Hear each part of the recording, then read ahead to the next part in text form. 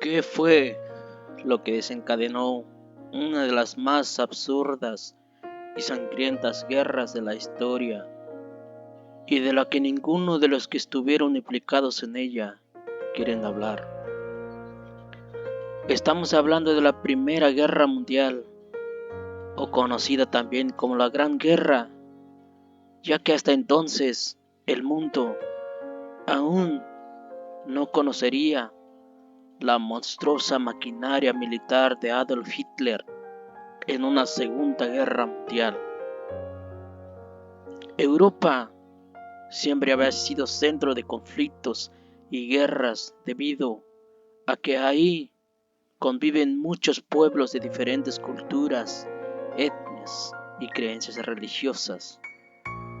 Pero hasta ese momento, las guerras más grandes que conocía Europa eran las llamadas guerras napoleónicas del emperador Napoleón Bonaparte antes de ser derrotado en la batalla de Waterloo en Bélgica el 18 de junio de 1815, o sea, un siglo antes.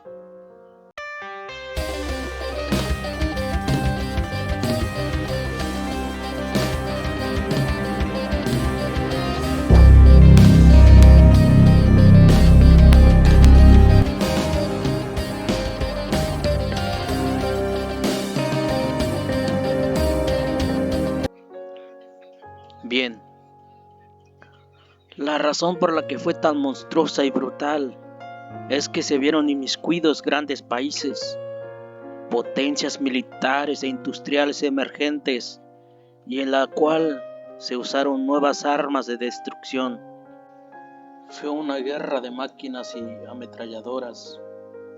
Se usaron por primera vez los tanques de guerra que sustituyeron a la caballería pesada. Y los aviones, aunque estos últimos principalmente se usaron al principio para sobrevolar el terreno enemigo y así anticipar un plan.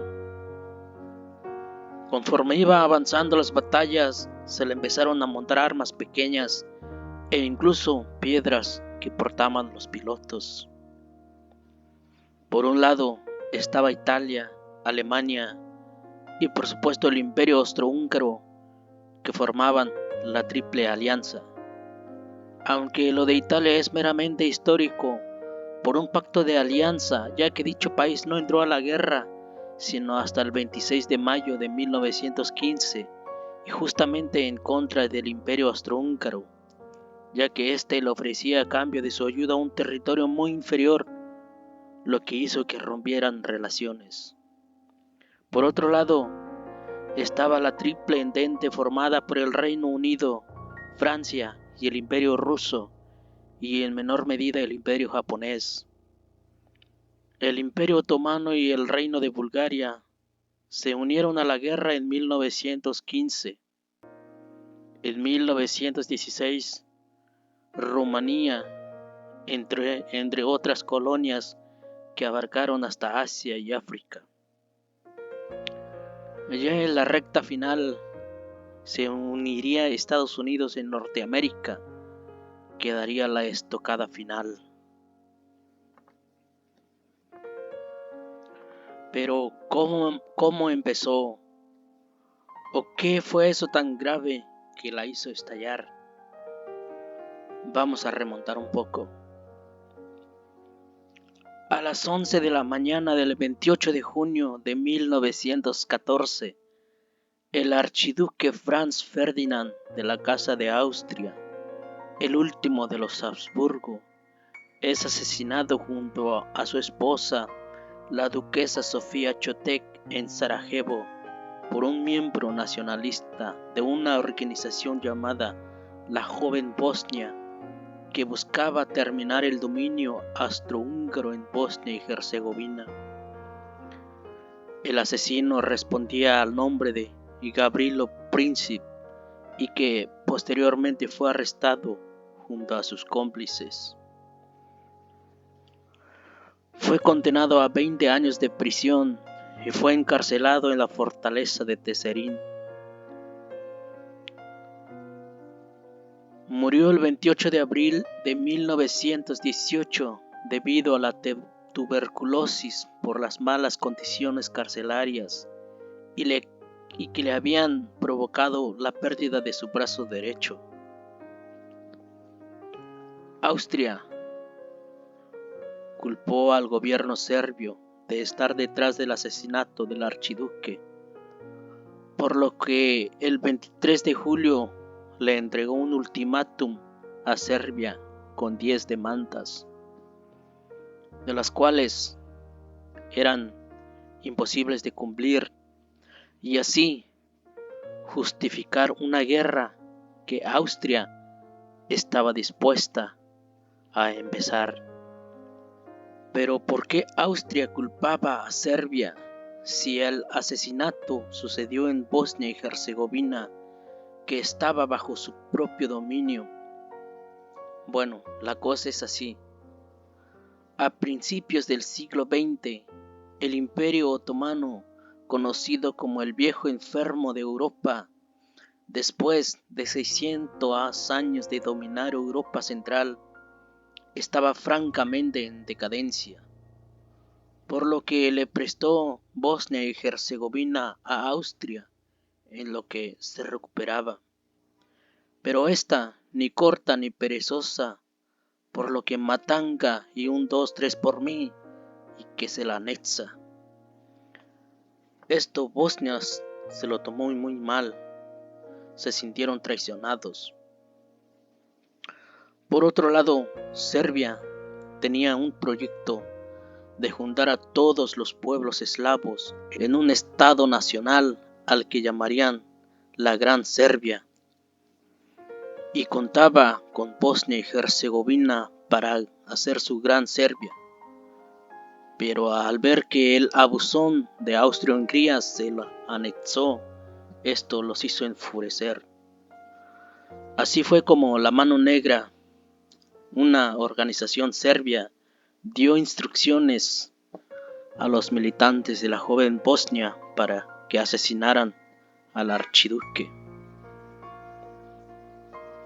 El día 25, Serbia decretó la movilización general y esa misma noche declaró que aceptaba todos los términos del ultimátum, excepto uno, el sexto, que exigía el envío de una delegación austríaca a Serbia para participar en la investigación del asesinato, a lo cual estos se negaron.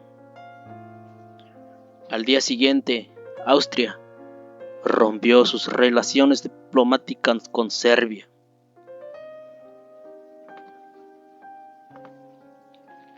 El día 27 ordenó la movilización parcial de sus tropas. El día 28, Austria-Hungría declaró la guerra a Serbia. Y como esto de los aliados es como las pandillas, como bien lo explica una historiadora colombiana, Diana Uribe, lo que quieras con él, también es conmigo. Por lo que el 29 de julio, Rusia salió en ayuda de Serbia y le declaró la guerra al Imperio Austrohúngaro. El día 30, Rusia ordenó otra movilización general contra Alemania. El Kaiser Guillermo II de Alemania y el zar Nicolás II de Rusia eran primos, por lo que primero el Kaiser Guillermo le pidió al zar Nicolás que retirara sus tropas de su país con un compromiso que no apoyara a Serbia. Y otro mensaje fue enviado a Francia, que no apoyara a Rusia si ésta decidía apoyar a Serbia. El 1 de agosto, tras la respuesta negativa de Rusia, Alemania se movilizó y le declaró la guerra a Rusia. El gobierno alemán debía decidir qué plan de despliegue militar ponía en práctica mientras trataba de mantener a Francia neutral. Alemania desplegaría un 60% de las tropas en el este y el 40% restante en el frente oriental, ya que era lo máximo que el sistema ferroviario prusiano podía soportar. Los franceses no respondieron, pero su decisión de retirar a sus soldados a 10 kilómetros de sus fronteras para evitar incidentes, esto confundió a los alemanes, por lo que Alemania respondió movilizando los suyos y poniendo en marcha su plan. Alemania invadió Luxemburgo el 2 de agosto y el día 3 declaró la guerra a Francia. El 4 de agosto, ante la negativa de Bélgica de no permitir el paso de las tropas alemanas en su camino hacia Francia, Alemania también declaró la guerra a Bélgica, lo que a su vez provocó que Reino Unido declarara la guerra a Alemania tras el ultimátum británico de no meterse con la neutralidad de Bélgica, que era su protegido. Pobre Bélgica, a pesar de su neutralidad por ser un país chiquito, en esta y en la Segunda Guerra Mundial se la ensartan entre todos por su posición estratégica. Y ya tenemos el escenario de lo que sería una de las más absurdas y sanguinarias guerras, en la que muchos se avergüenzan de haber participado en ella, en la que no hubo honor y dignidad. Significó el suicidio de la razón. Europa, que era la cuna de la civilización, del arte, de las letras, la música y la filosofía, fue esa misma sociedad europea que presumía ser superior al resto del mundo, colonizándolos para civilizarlos. Sí, fue esa misma que causó esa atrocidad en donde murieron más de 20 millones de personas, la mitad de ellos sociedad civil. Una generación perdida en los campos de guerra sin deberla ni temerla. Una guerra que se pensaba que sería corta y demoledora, en la que ambos bandos esperaban ganar antes de Navidad, sin imaginar que sería la primera hecatombe creada por los seres humanos, la que entre ellos mismos se matarían en nombre de algo que no entendían. Una hecatombe a la que muchos jóvenes acudieron corriendo a inscribirse en los ejércitos, pensando que obtendrían aventuras que los vestiría de fama y gloria, y terminaron sepultados bajo bombas y escombros en una guerra sin nombre.